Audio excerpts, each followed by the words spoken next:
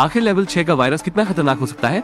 सिर्फ डॉक्टर ने गलती से प्रयोगशाला में अपने रासायनिक सूट को जरा सा फाड़ लिया। जब तक उन्हें इसका एहसास हुआ तब तक बहुत देर हो चुकी थी। उन्होंने ऑक्सीजन ट्यूब को खोल दिया और स्टेरिलाइजेशन चेंबर में पहुंचे। फिर अपने हाथों को उठाकर डिसइंफेक्ट करने लगे, लेकिन वायरस पहले ही आदमी के शरीर में प्रवेश कर चुका था और कुछ सेकंड बाद डॉक्टर अचानक जमीन पर गिर गया। वो फिर जोर जोर से कांपने लगा, लेकिन तुरंत वहाँ सारे डॉक्टर उसे होश में लाने की कोशिश करने लगे। अब तक आदमी का बुखार 44 डिग्री तक पहुँच गया था। वो किसी भी क्षण सदमे से मर सकता था। उसे तुरंत ठंडा करने के लिए डॉक्टर ने रोगी के शरीर पर बड़ी मात्रा में बर्फ का उपयोग किया। उन्होंने उसे होश में रखने के लिए आदमी के चेहरे को थपथपाना चालू कर दिया। फिर नर्स उसे दवा का इंजेक्शन देने वाली थी, लेकिन रोगी ने अचानक हिंसक रूप से कांपना चालू कर दिया। सुई गलती से नर्स की उंगली में लग जाती है। हालांकि महिला ने तुरंत इसे आयोडीन के साथ डिसइंफेक्ट कर दिया, लेकिन फिर भी बहुत देर हो चुकी थी। कुछ मिनटों के भीतर महिला ने रोगी के समान लक्षण विकसित किए। वे दोनों अस्पताल में भर्ती हो गए। इस बिंदु पर शहर के निवासियों में परेशानी होने लगी। वे महामारी से बचने के लिए इस शहर को छोड़ना चाहते थे। सैनिकों को लोगों को काबू करने के लिए हिंसा का उपयोग करना पड़ा, लेकिन कुछ लोग वहाँ से छुपकर भागने लगते हैं। सैनिकों ने उन्हें चेतावनी दी कि वे पीछे मुड़कर वापस चले जाएं। सैनिकों ने अंततः वायरस फैलने की वजह से शहर के नागरिक शहर छोड़कर भागने लगते हैं, लेकिन सैनिक उन्हें जाने नहीं देते हैं और उन्हें वापस लौटने के लिए कहते हैं। जब वो वापस नहीं जाते हैं तो वो फायर करके गाड़ी में आग लगा देते हैं।